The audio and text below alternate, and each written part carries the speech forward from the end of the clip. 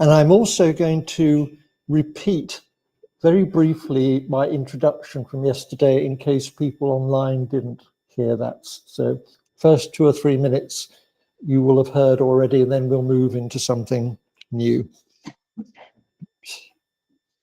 Okay, so say just a few words about myself. I'm from the Thomas Coram Research Unit, which is part of London's Institute of Education, which is now part of University College London, which is a very large university in the centre of London with about 50,000 students. It's a very big outfit.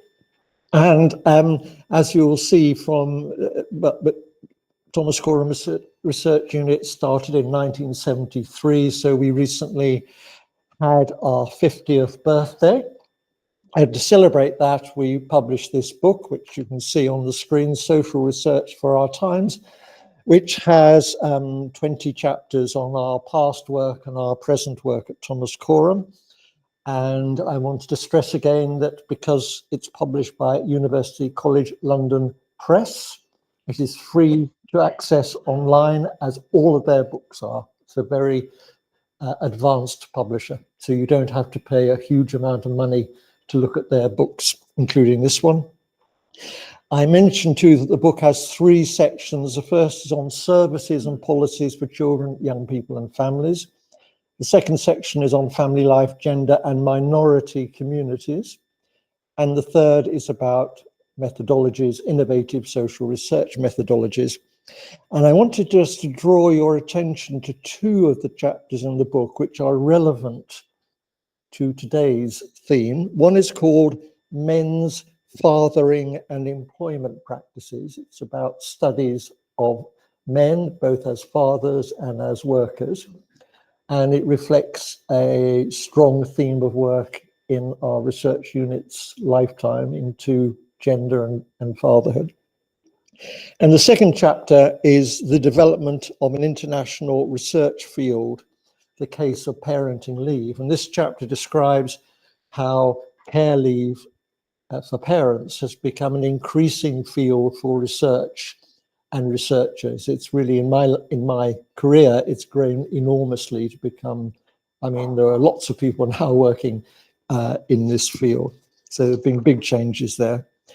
And finally, by way of introduction, I wanted to say that I have a number of interconnected interests. I suppose over my lifetime, I've been curious and ended up in looking at quite a number of different fields. Education, we discussed yesterday, democratic culture, and particularly democratic, what it means to have a democratic culture in education. Social pedagogy, that very interesting continental European profession and practice of working with people, which those of us in the English-speaking world know very little about. The relationship between care, employment, and gender, and that leads very directly into today's theme about care leaves, because as we shall see, a big issue is who takes them, who does the caring. And then the workforce, people working in care services and education services, which we'll touch on later. And finally, as a historian, I'm very interested in history, and I'm very interested in comparative studies. So I've done a lot of cross-national work in my time. And finally, in recent years, I've become increasingly interested in understanding what I call the conditions of the times, what is going on in the world today. And that has led me into being interested in what is called the polycrisis, which I'll talk about again later, and the need that that brings for transformative change and real utopias in other words, the polycrisis is so serious that we really cannot continue as we are. We therefore have to think about transformation and utopias. And that has led me into being interested in the role of the academy, higher education, universities in this task of thinking about transformative change, which is partly, and this is a quote from the very interesting ethnographer Joseph Tobin, it's partly about challenging taken for granted assumptions, the things we just think as obvious.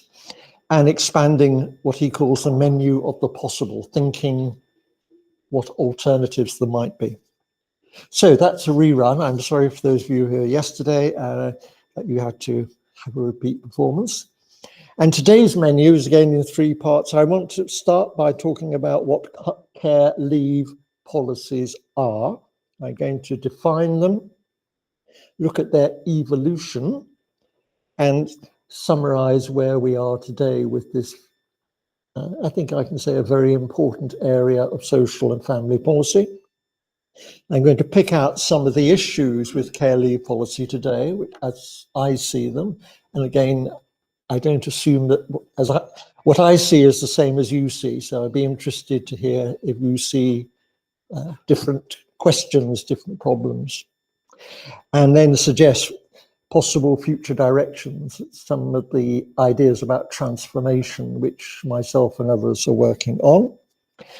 And just before I get on to the first part, I just wanted to talk about 2 networks that have been very important for me and others in terms of knowledge and thinking about care leaves. And the first of these is the International Network on Leave Policies. And you see there the where you can go to its website if you want to know more. I call it a community of scholars. It's people who have come together because they share an interest in this field. And we started in 2004, so 21 years old now. We now have 120 members, so it's quite a big network from 50 countries. We cover most of Europe. We're a bit weak in the Balkans, Croatia, Romania, and Serbia, but not Albania. Kosovo may be coming, I'm hoping, North Macedonia, but most of Europe, and that includes Iceland. So from Iceland to Romania. We also cover most of North and South America, Japan and Korea, who are very important East Asian economies, Australia and New Zealand. To me, it's a very fascinating network because we have no organization, no constitution, just we've all got together and it works. We have no funding, so we rely on people's charity and love. And we have no official recognition, although we are taken increasingly serious by OECD, the International Labour Organization, the European Union. They use our work. And what do? We produce, for example, an annual review. All those 50 countries provide country notes on their leave policies. And now we have this very extensive annual review. We're just updating it for 2025, and you can go to it on the website and you can look up any of the member states. You can from Portugal to Japan and see what sort of leave policies they have and so on and so forth. We have an annual seminar. I'm going on to that next week in Vilnius. We're going to be, and we move around every year.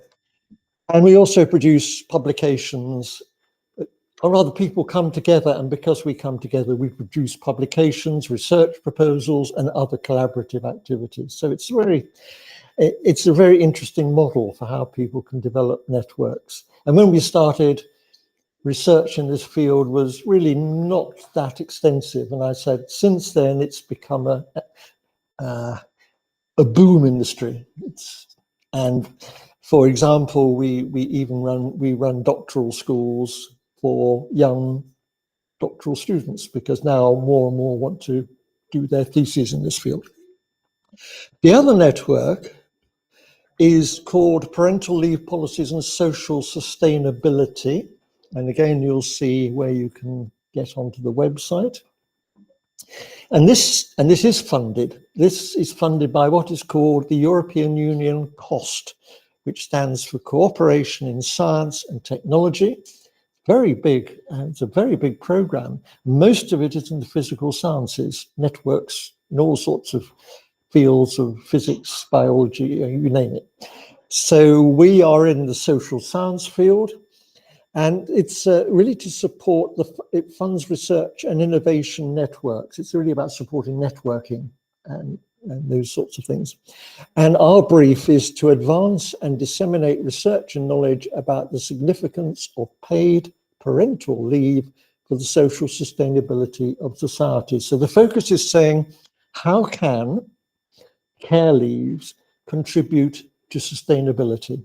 So it's really trying to bring it very much into these big issues facing us today about environment, society, and their sustainability. It runs from 2022 to 2026, 4 years. We have 143 members, including, I think, Kosovo, Albania, North Macedonia. Don't think we have any from Central Asia on there, but the 40 countries, and we have 5 working groups, including one on social inequalities, one on children's well-being, and one on terminologies on there. And Jarina is the new director for the next 2 years of this project. So if you see her looking rather distracted, it's because she's in the middle of managing this rather large European network. I don't envy her that at all. But and again, we have a meeting in Vilnius next week, so we get around. Okay, so those are 2 networks. If anybody's interested in the subject I'm going to talk about, then these are good ways to get into it. So my first part is about really to introduce care leave policies, and I apologize if some of you are kind of experts in this field. You will know some of this stuff already. So what do I mean by care leaves? Well, they're entitlements for individuals to take time away from employment to care. So they're about enabling people to leave employment to care, usually with some income replacement. In some cases, you have an entitlement to leave, but you don't get any money. In most cases, there is some financial compensation. But above all, you have the promise of getting your job back. So it's as an entitlement, you can leave, but you're entitled to go back, and you're mostly entitled to get some money. I'm going to focus on statutory care leaves. These are the most important ones, because they are being statutory, legal. This is what enables you to take time off and know your job is still there when you come back. But of course, in many countries, payments for people on leave may be supplemented by collective agreements with trade unions. And even in some individual workplaces, companies, businesses may agree to give their workers supplementary money when they take leave. So statutory legal entitlement is at the center, but you can add on to that. And as we'll see in a minute, care leaves today are mostly for parents with young children, but they can be for other types of care, and I'll come on to that. So let me just give you a very quick rundown on the evolution of care leave policies. And I'm going to start with the first one to appear, which is maternity leave. And this is generally available to mothers only. I say generally because in a very few countries, including my own, mothers can transfer their leave to their partners if they choose. And therefore a father in 1 or 2 countries can take maternity leave, but mostly they're for mothers only. And the purpose of them has always been health and welfare. It's about protecting the health of the mother and the newborn child. So it's, if you like, the label is health and welfare. And maternity leave is taken just before, during, and immediately after childbirth. So it's very specific in time when you take it. In most countries, it's compulsory for part of the time. In other words, women must take a portion of maternity leave. There's no choice in the matter. Not all countries, but in most. And when did this first appear? Well, 150 years ago in Germany under Bismarck, and within 2 or 3 years in Austro-Hungary. So Prague was one of the first cities in Europe where women could take maternity leave, as it was, of course, then part of the Austro-Hungarian Empire. So maternity leave comes in towards the end of the 19th century. By the First World War in 1914, I think there are about 20, 25 countries. It's beginning to spread, and it spreads quite widely on there. But there is quite a long time before a new type of leave is introduced. And the next one to be introduced, in fact, is parental leave. And the point about parental leave, and why it's parental, is it has to be equally available to mothers and fathers. It's a type of leave that both parents can take. There are different ways of designing it. For example, you can say it's a non-transferable individual right. In other words, the mother has a right and the father has a right, and they cannot give it to each other, separate. Or it can be an individual right, but one parent can pass some of their leave to the other.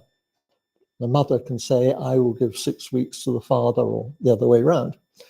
Or it can be a family right that parents can divide between themselves. The family has so many months, and the parents, in theory, sit down and decide how they will share the leave.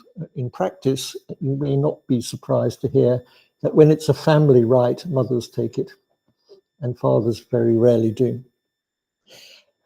Maternity leave is a health and welfare measure. This is a care measure. It enables both parents to have an equal opportunity to spend time caring for a young child. You could also turn it on its head and say it gives a young child the right to the care of both parents. But normally it's seen in terms of the parents' right, because by and large, ideas of children's rights haven't come into this field, but I think they should do. It's taken usually after maternity leave, and it first appears in Sweden in 1974, so about 100 years after maternity leave. So there's a long period when all we have is maternity leave, and then it becomes that we bring fathers into the equation.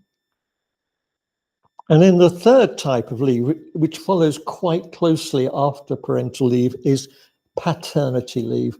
And people quite often confuse the two because they sound quite similar, parental, paternal. Yes.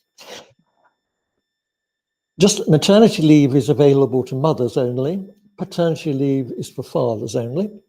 It's to enable fathers to spend time with their partner, their new child, and with older children at around the time of childbirth.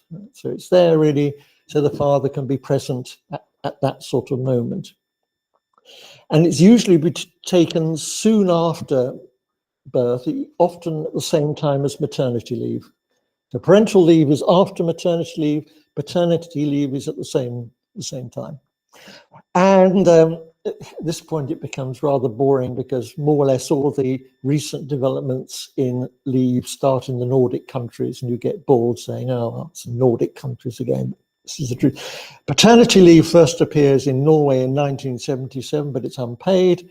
And then the Swedes, 5 years after parental leave, introduced paid paternity leave. So they have parental leave and paid paternity leave. Okay. So what you have today is 3 types of leave for parents of young children: maternity leave, paternity leave, and parental leave, which increasingly are being brought together under one heading of parenting leave. Again, it's very confusing because it all sounds the same, but so parenting leave is a sort of umbrella for leave, different leaves for parents of young children. There are other types of leave to be found. One, there is long-term care leave, which is defined as for family members who have long-term functional dependency. Think an older relative who is frail or has dementia or something like that, has difficulties in carrying out activities of daily living, is the terminology, like they can't wash themselves or dress, that sort of thing. The second one is emergency leave, which is a special leave of short duration for urgent family reasons. Think you have a child wakes up in the morning and is vomiting or feeling very unwell. What does the parent do?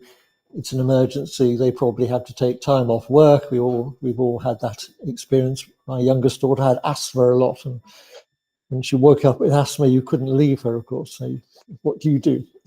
So emergency leave is being introduced in countries so parents can take time off when that happens.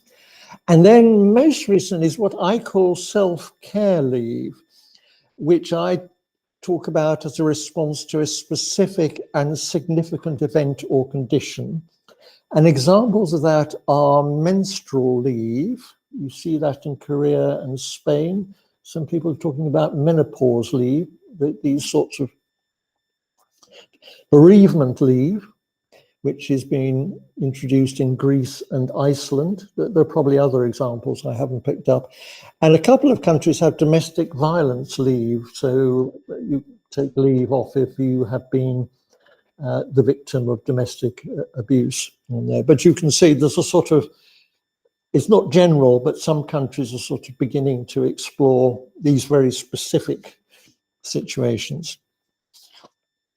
So where are we today? I'm quoting the International Labour Organization, which is a global organization which is concerned with labour rights and employment, based in Geneva. It's a very important organization.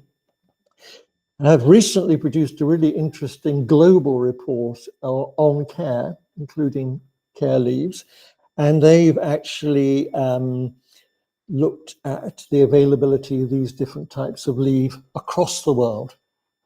So number one is maternity leave, where out of 185 countries, 184 have some form of maternity leave. Do you know the one country that doesn't? No. UK?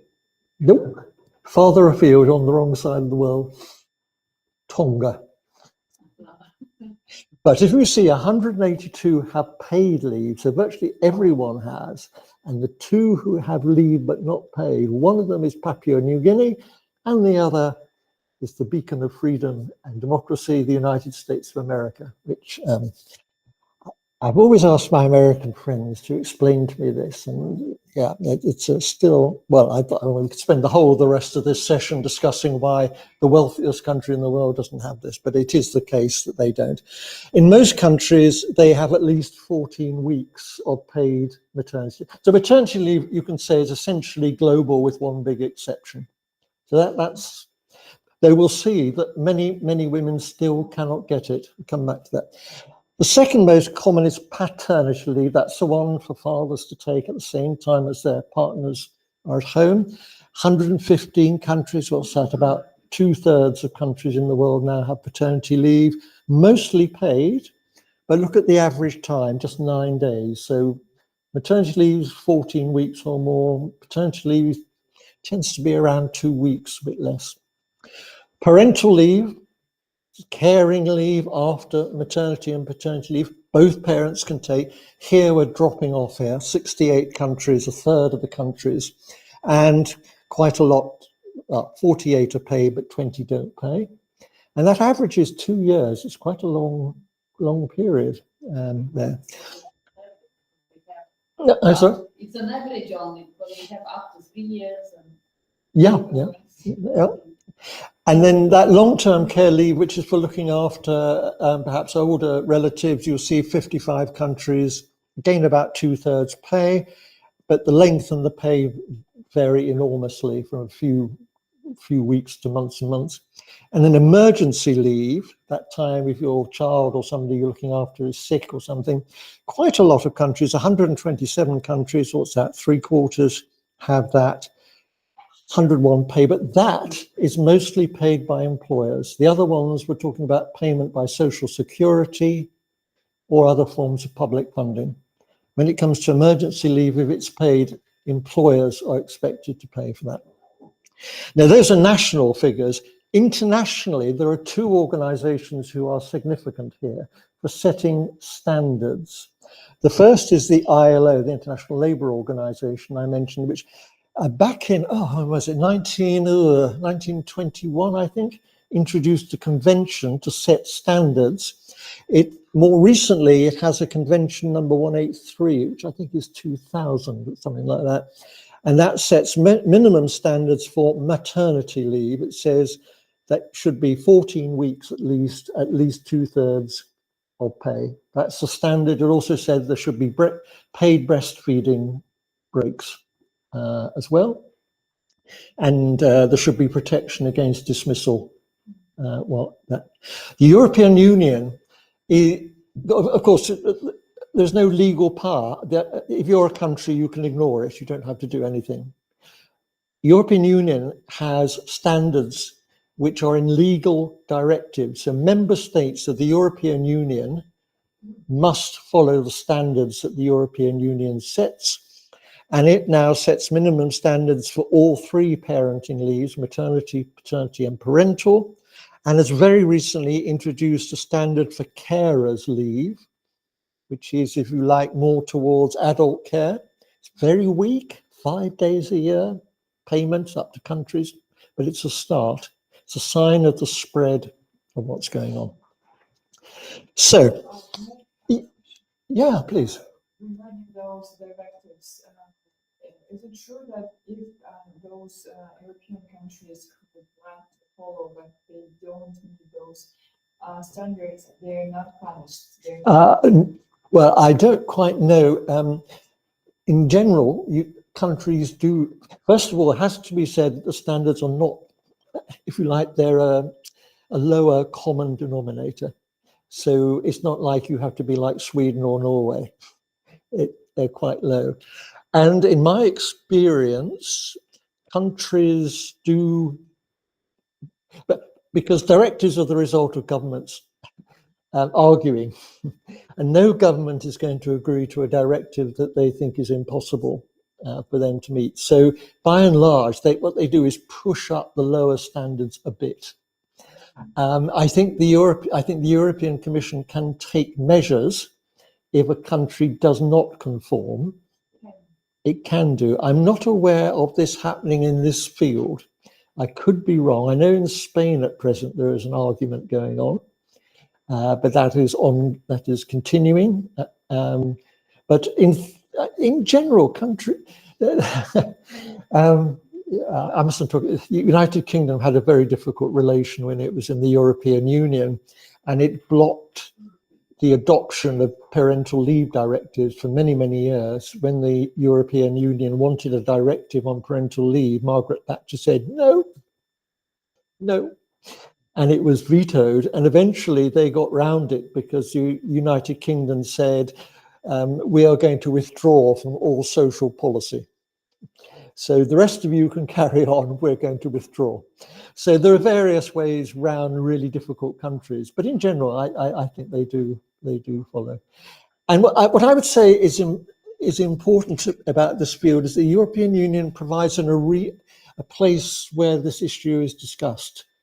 And it's a very, it's a place where there's a lot of exchange of information, a lot of study of what's going on. If you're in the European Union, there's also research going on about, which countries are doing what now, all this sort of thing. There's research money for people to do research. So it's more than just directives. There is also a lot of exchange, you could say, like the European Cost Action Programme I mentioned earlier. That is European money. There are people from all member states and other countries meeting regularly to talk about parental leave. So there's a whole element going on under the legal surface in which people are developing thinking, developing research. Speaking as a country that's left, I think it's a real loss if you're not part of that discussion going on. Okay, I'll carry on. So where we are today. basically what I think I've shown is that parenting leaves are more widespread than those long-term care leaves for adults, and especially maternity and paternity leave are very common. But care leave is focused on one stage of the life course when you have young children, and one caregiving relationship, parent and young child. And I'll pick that theme up more as we go along. So my second theme is, what are some of the issues with care leave policies today? Well, first of all, there are big inequalities. First of all, in accessing, there are inequalities in who can get leave policy. You won't be surprised to know that if you are from a low or medium income country, you have less access to leave than if you're from a high income country. That will come as no surprise. For example, if you look at the proportion of countries that give 26 weeks of paid leave to mothers or fathers, if you look here, in low income countries, 7% give this to mothers and none give it to fathers. Medium income countries, it's gone up 21% to mothers, 14% to fathers. High income countries, about a half give at least 26 weeks of paid leave to both mothers and fathers. So the wealthier a country is, you won't be surprised to know that in general, the better the leave policies. However, even when you have statutory leave, many people can't access it because conditions apply.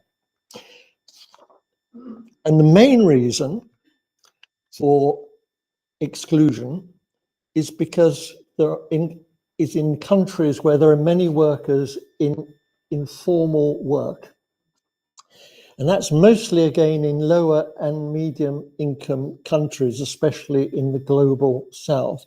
And in that report I mentioned from the ILO, they estimate, and I find this is quite shocking, nearly 500 million, 496 million self-employed women live in countries without adequate coverage of maternity leave cash benefits. And most of these are self-employed women in the informal economy. So in Africa, for example, most countries have maternity leave, but they don't work. That doesn't work if you're in the informal economy, and that's where most women are.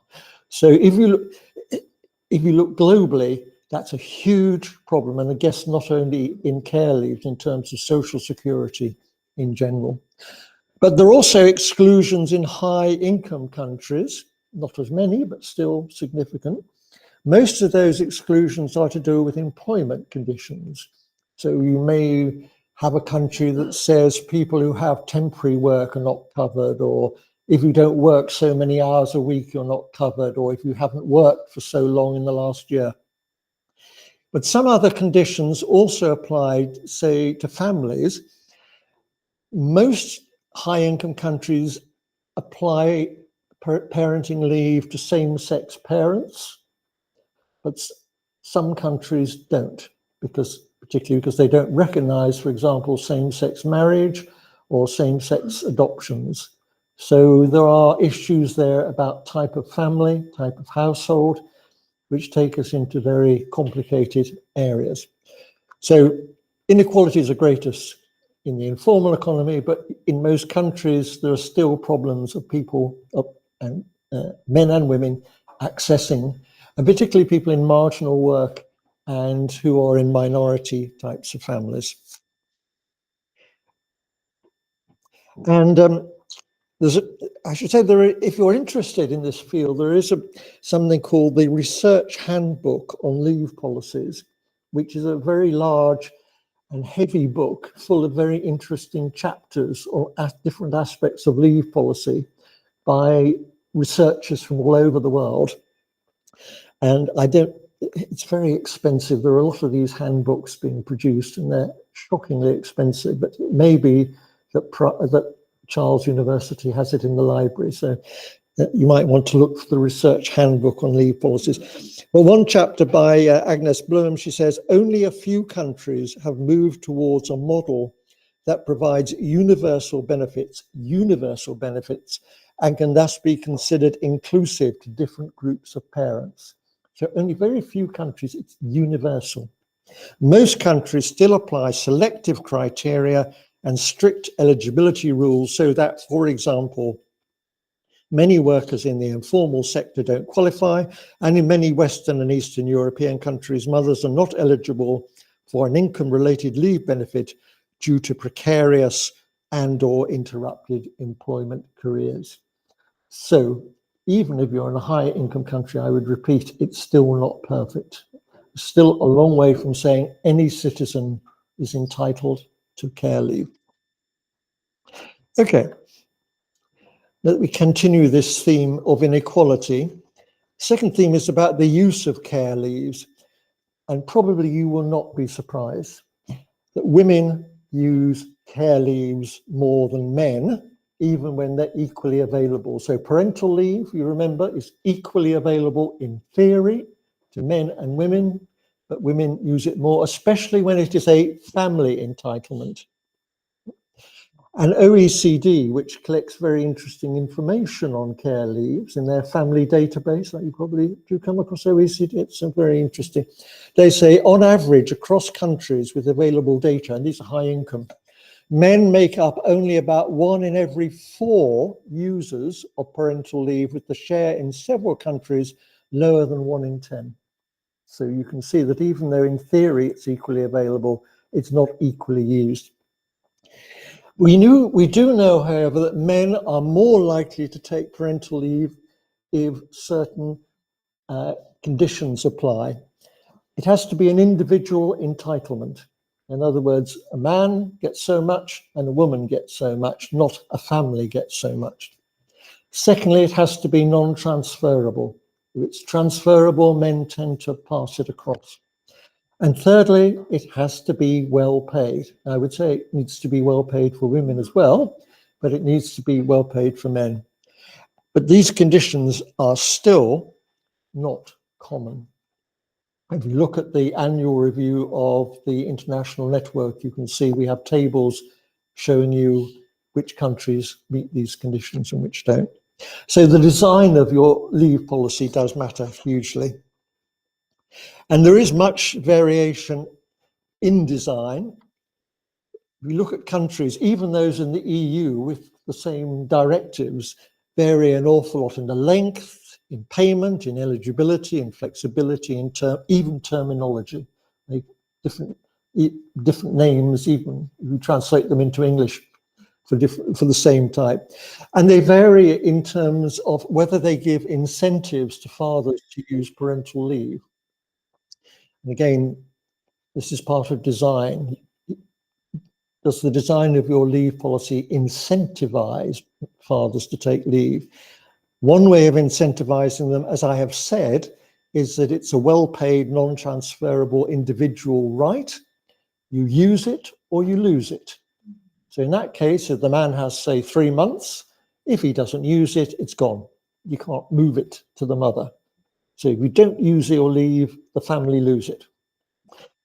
The other form of incentive you find is a bonus system. So it's if the family do some sharing of the family entitlement, then they get some extra money, extra leave. So that's a bonus. You get a reward for doing some sharing. And there's much variation, even in high-income countries, on generosity, flexibility, and gender equality. So if you want to know the countries which, if you like, have, from my point of view, because I think gender equality, flexibility, and generosity are important, the countries which are highest on that, you'll be unsurprised to know, are the boring Nordics. But also, perhaps you'll be surprised to know Japan and Korea, who, of course, have been moved enormously by their collapsing fertility rates. So Japan and Korea have the lowest fertility rates, I think, in the world at present, really catastrophic. And they've been throwing money at these things. What's interesting, the Nordic countries have come to this issue much more from a gender equality and female employment perspective. And I think Japan and Korea have come to it from, if you like, a demographic one. And I think in Japan and Korea, you kind of see the political groundwork has not been done. So the idea of gender equality is not very strong in Korea and Japan. So the take-up, even though the policies are quite encouraging, is not very strong amongst men. Whereas in the Nordic countries, they've been discussing gender equality since 50, 60 years, you know. The Swedish Prime Minister in the 1970s was going to Washington to talk to the House of Representatives about the importance of gender equality. You know, that was, so they've done a lot of political work on this. The countries which, in my view, have the least good care leaves are the Anglophone countries, the US, obviously, but all the other English-speaking countries, United Kingdom, Ireland, Australia, New Zealand, Canada, except for Quebec, I have to say, Quebec.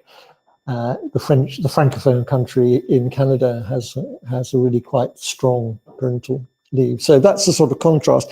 And just to give you an idea of what that actually means, I picked two countries. One is Norway. Now, if you look at Norway, just follow the line across, they don't have maternity leave as such, and they only have 2 weeks unpaid paternity leave. But look at the parental leave. That's where they put their emphasis. They offer 49 weeks at 100% of pay, or you can choose to take 61 weeks at a slightly lower level. There's a choice between longer, higher, shorter, lower. And the mother and the father each have either 15 or 19 weeks quota. That is their leave, they cannot transfer it. 15 weeks at 100% or 19 weeks at 80% on there. So you can take it at full-time or part-time, and if you take it part-time, you get a longer period of leave. You can take it in one block, or you can take it in shorter blocks. It's very flexible. You can take it, I think, till a child is 6 or 7 when you start school. And they also have this emergency care for sick children, 10 to 15 days per year per parent, which the employer has to fully pay. So that's a very advanced system. I could have given you Sweden, Iceland, Finland. Denmark's not quite so there, but I think Iceland actually is the most interesting country, but I won't get distracted on that. But that's, yeah. But maternity leave usually is also provided before you give birth. No, but yes, you can take. How many weeks?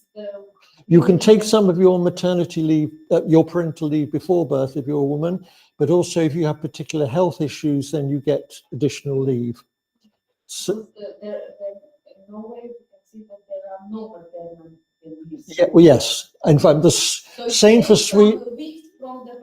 Yeah. It's like before the birth, you can provide it before the birth and after. Yeah, Sweden and Iceland are the same as Norway. Basically they don't have a separate maternity leave. As a woman, you can take some parental leave beforehand, or if you have a specific health issue, then you can get, if you like, sickness leave or whatever. You might not have some illness, but the last month it's horrible. Yeah. So you take some of your leave before that. There is. It's a limited amount of time. There's a quite an active debate in some countries about whether men and women should have exactly the same amount of leave, or whether women should have a longer period of leave because they are biological differences. Exactly the point you're making. In Spain, for example, that Spain has recently changed its leave so mothers and fathers get exactly the same. I have just written an article with a Spanish colleague who is quite critical of that. And she would say that we should be talking about gender equity instead of gender equality, which takes account of these differences that you're mentioning. So there is, I think, an interesting and important question about whether there should be absolutely identical. I think in practice in the Nordic countries, they're so generous with parental leave and their sickness leave that it's not an issue. But you're raising it. I didn't want to use up my time, but it's something I'm very aware of, in fact. Because on the other side, there are some women's rights groups in Spain who have been very vocal to say we as women must have exactly the same as men, otherwise we are disadvantaged. So, well, but yeah, all I'm saying is there is in some countries quite a strong debate about, in a sense, what does gender equality mean when biologically there are differences. So that's a really yeah. And as I say, I spent many a long Zoom discussion with my Spanish colleague on that one. We would say a minefield. I think it's difficult. Okay, so I think behind the variations I mentioned, there are politics and purposes. There are different political views and different ideas about the purpose of leave. So what you get are different ideas about the welfare state. So if you look at Norway and the I didn't give you United Kingdom. I should have done that. Ah, yeah, God. United Kingdom. So Norway has got no maternity. We have 52 weeks in the United Kingdom, but most of it is either unpaid or very low paid, a low flat rate. Mothers can transfer 50 of their 52 weeks to their partner on there. It's a transferable maternity leave.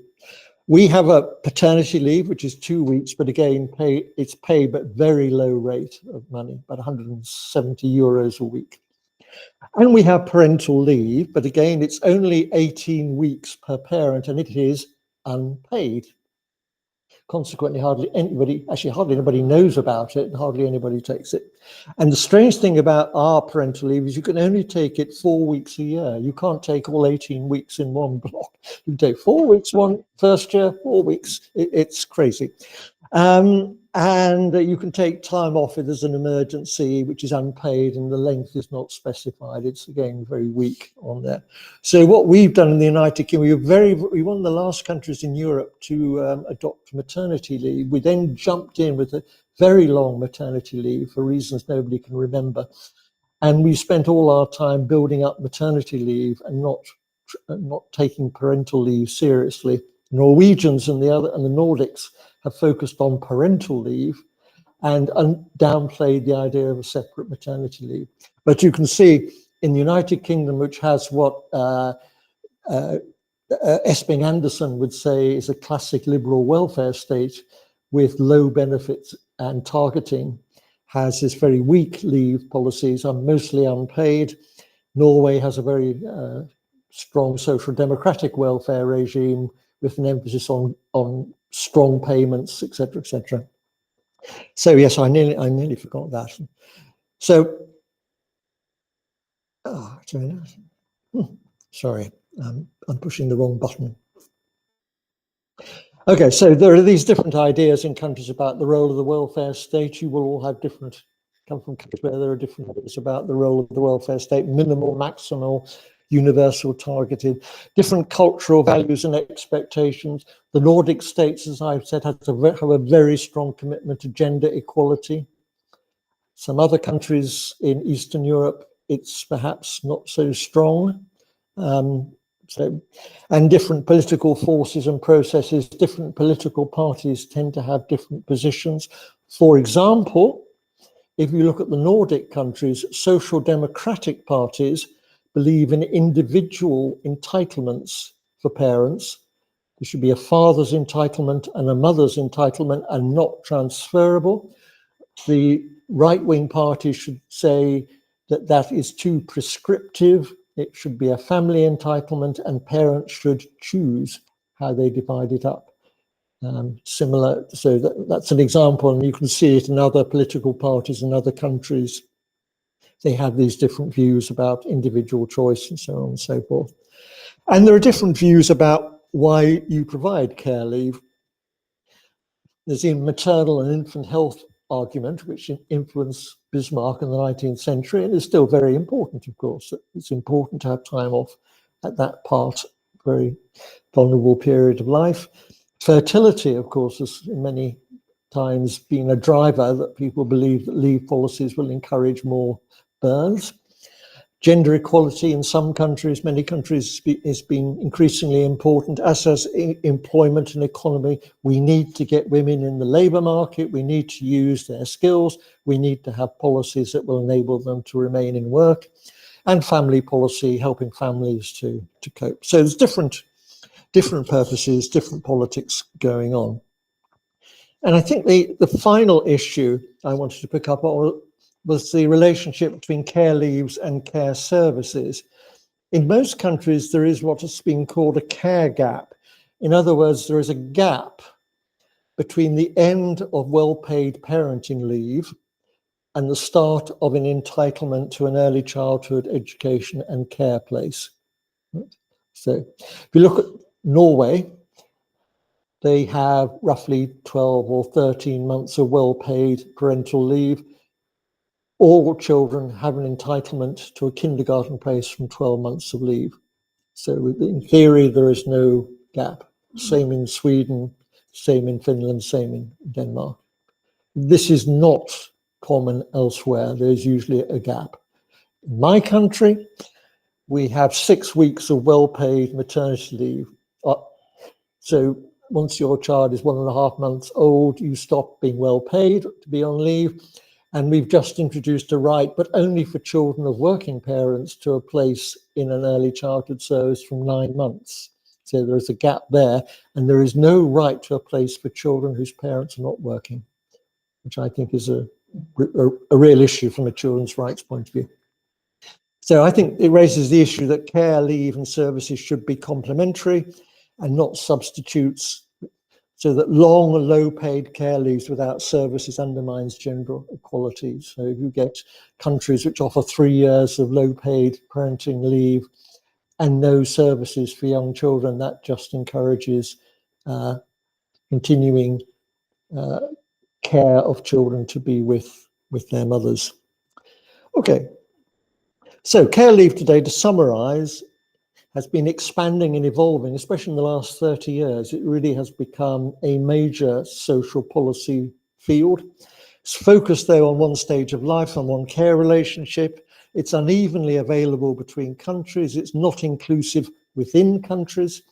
May reinforce the gendered nature of care. If you don't design your policy correctly, it just encourages men not to take responsibility for children. And it's not usually integrated with other policies, especially services. And that leads me on to my final section on possible future directions.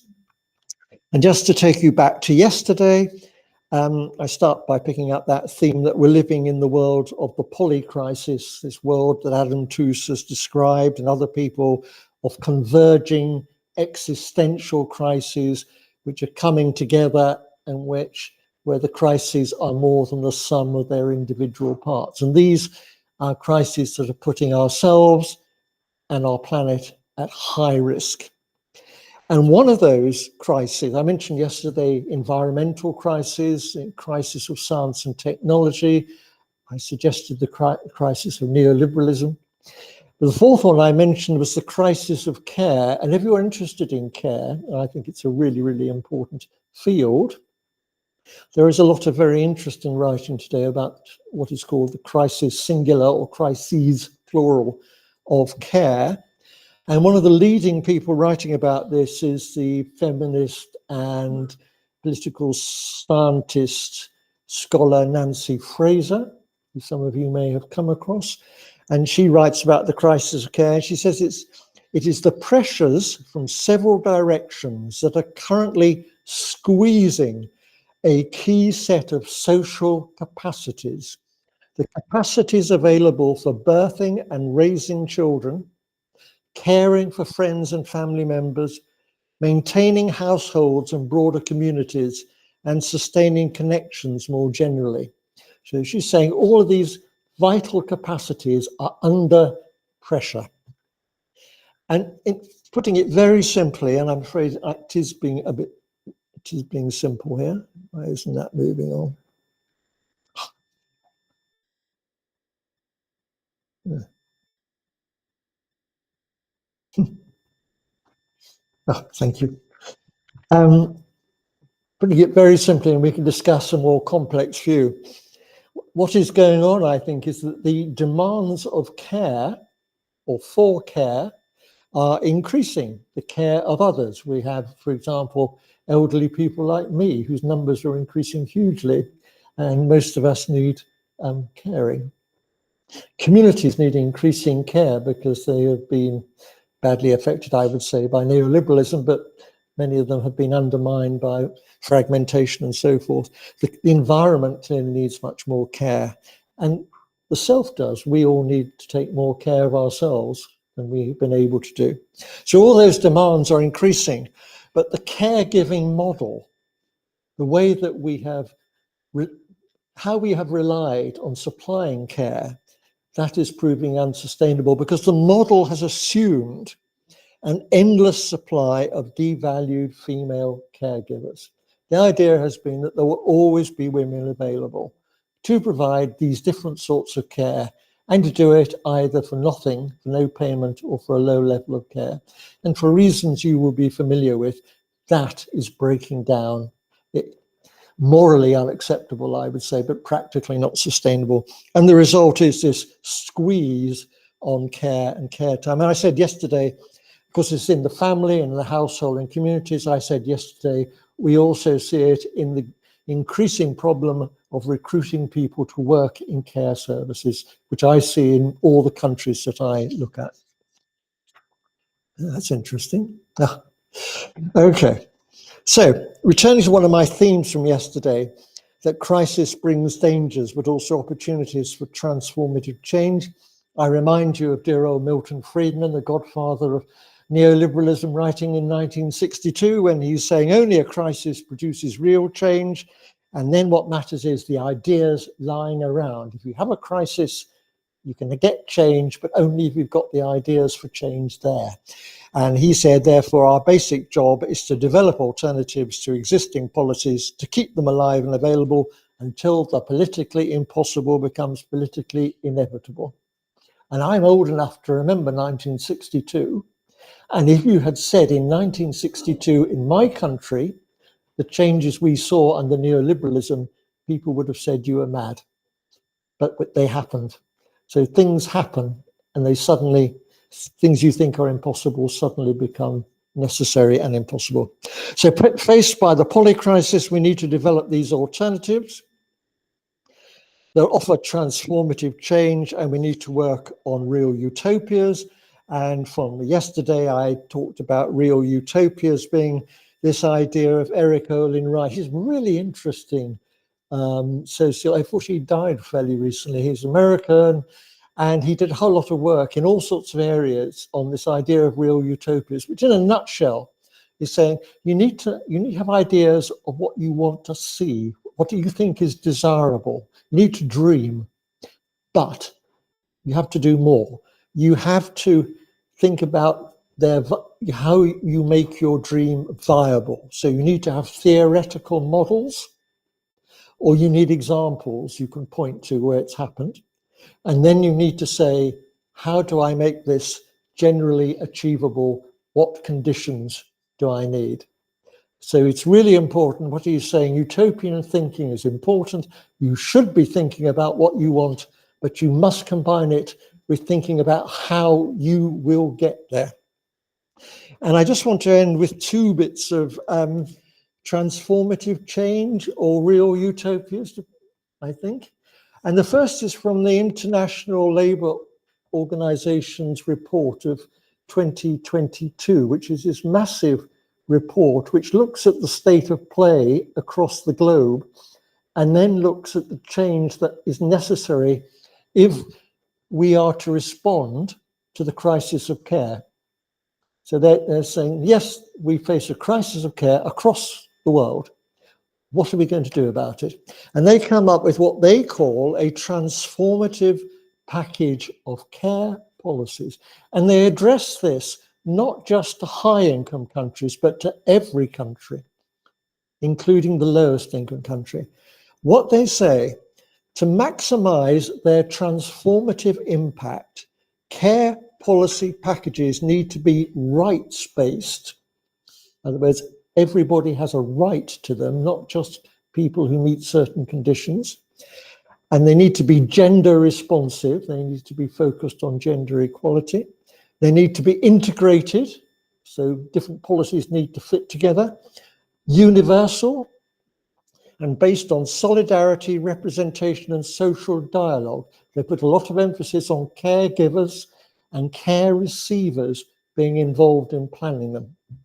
They should embrace a life cycle approach, not just when you have young children, and comprise policies and services ranging from care leave and breastfeeding entitlements to childcare and long-term care services for all workers and family responsibility. So that is a very ambitious goal they've set. But notice all these very important values, if you like, they're rights-based, gender responsive, integrated, universal, solidarity, representation, social dialogue, life cycle, policies and services working together. And what they say is that these packages, groups of policies, they need to be country specific. So every country needs to work out what works for them. But they need to include time, which is leave, because care leaves are about giving people care time. They're about benefits, income security, because as we've seen, care leave without income is waste of time, basically. And they need to be about rights and services for children and adults. And they argue, or their goal is by 2035, in 10 years' time, all countries, not just high income, all countries to offer 18 weeks of paid maternity leave. That's at least 2/3 of earnings. All countries to offer paid paternity leave. All countries to offer at least 18 weeks of paid parental leave per parent. And extend, and this is really big stuff, extend all paid leaves to informal economies. So they've really taken that point on. So they say there needs to be a continuum of care leave policies and care services, because they also write a lot about the need for early childhood services and care services for older people, and about the need for people working in them to be properly paid. So, I mean, it's astonishingly ambitious goal. And they've even costed it. Now, I have no idea, but I mean, you can read it for yourself. They claim that the total expansion of parenting leave, that's just one part, by 2035 would be 0.3% of GDP globally. So they're kind of saying it's not impossible to manage. And they say that would range from 0.2% in Asia, partly I imagine because the economies are growing quite fast in Asia, to 0.5 in Africa, which is starting from a very low level. So they've made an attempt to put a number on it. So I can't judge whether that holds up. So that is one, I think, transformative change proposal, which is really interesting, and I really suggest that you've got. The second one, this is the final point I want to make, is that I'm involved in exploring transformative change in a book. I'm just finishing with a Canadian colleague called Andrea Doucet, who comes from a university in Ontario, and that book is going to the publisher this month and will be available free of charge when it comes out in about 9 months' time. It's called From Parental Leave to Care Leaves and Care Time for All. So you can see we're trying to shift from a narrow focus to a broader one. And we make we call it a bold but modest proposal for the future of care leaves. It has 3 parts. The first thing is we want to move to a broad and holistic approach. We want to move from parenting leaves to care leaves across the life course. So people have an entitlement to care leave across their working lives, and they can take that leave to care for others, their children or parents or somebody else. They can take it for themselves. And we're very interested in Belgium, introduced some decades ago, a time credit system where workers could take a period of time for any reason, to care for others or to care for themselves or to care for the environment. It's an example of an interesting case viability. So this idea that you should be able to take care to care for others, but also for yourself, or indeed for the community and or the environment. It should be a social and ecological care leave as well. You should take 2 years to work on an environmental project, for example, or a year off to involve yourself in local community politics. All of these are very important reasons. So broad and holistic. Second, inclusive, that instead of care leaves being seen as conditional employment benefits, time off from work, they should be seen as universal social rights. Every citizen has a right to these. And thirdly, they should be universal. We want them to be part of universal basic services. Have you come across universal basic services? Universal basic income? Yeah. There's been the advocacy for the idea of universal basic income, that everybody should, in a population, should get a certain minimal income, whatever they do. Right? So right through their lives. And this has been contested, or alternatively been suggested, called a universal basic services. And that's based on the idea, and this is somebody called Anna Coote, who's written a lot about this. The idea is that the first job of government is to meet human needs and ensure that every individual has access to core necessities that make life possible and worth living. So instead of money, people should have access to certain services as a guaranteed right. And this therefore focuses on ensuring that everyone has a sufficient social wage made up of in-kind benefits. So say, rather than money, you say everybody should have access to certain services. And the sort of services mentioned are things like housing, food, education, healthcare, transport, internet. Go to Luxembourg today, as a small example, public transport is entirely free. But, you know, that's an example. Or you could say, you know, what the internet could be, is something everybody should have access to today, and it should be free. And what we're arguing in our book is that one could add care leaves into that package of universal basic services. So we're trying to locate care leaves in these debates going on about how we can ensure that all citizens have certain rights which enable them to live good lives.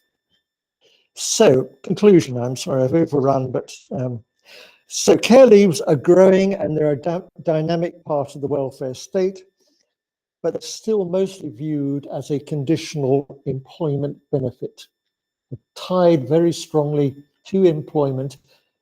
Andrea and I would like to tie them to the idea of caring for rather than taking leave from employment. We need to rethink and transform them, I would say, as universal social rights to give and receive care in the context of a crisis of care, and that they can make an important contribution to equality, solidarity, and sustainability. And we're back to the cost action network at the beginning, which is about parental leave and social sustainability. And they're also about revaluing care and care time. And they're about that care, also about that care leave can ensure the care time that is an essential part of being a caring democracy. And I just want to finish with words. If you're interested in care, which I've become increasingly drawn into thinking is essential to look at, one of the key figures is Joan Tronto. Do you know the work of Joan Tronto? Is that one of the leading scholars of care and has written a lot about the ethics of care. And she's also written about the idea of caring democracies in the book in 2013, which is, I think, a really art book. And I just finished with this quote from the book. She says, if a democratic society has any commitments at all, it must have a commitment to making care, receiving and giving care, equally and widely available to all. So she puts care at the center of democracy, society, and indeed politics. This is absolutely at the heart of our world and of our lives. Amongst the most important considerations in rethinking society from a caring perspective is creating time and space for care. Time can be reordered around people's lives in ways that make it possible to live better. So she is making this challenge, which is the challenge of saying that care is absolutely essential to our lives and to the future of our world. And that means we need time and space for care, and that we must share time equally, we must share care equally. And this must be a central function of caring democracy. So on that note, I'll finish. And just to remind you that if you don't get the chance now to raise a point, I'm very happy to continue the conversation online on my email address. So thank you for your patience. I've overrun a bit, but we have a bit of time for your comments or your questions or your thoughts about this. Thank you.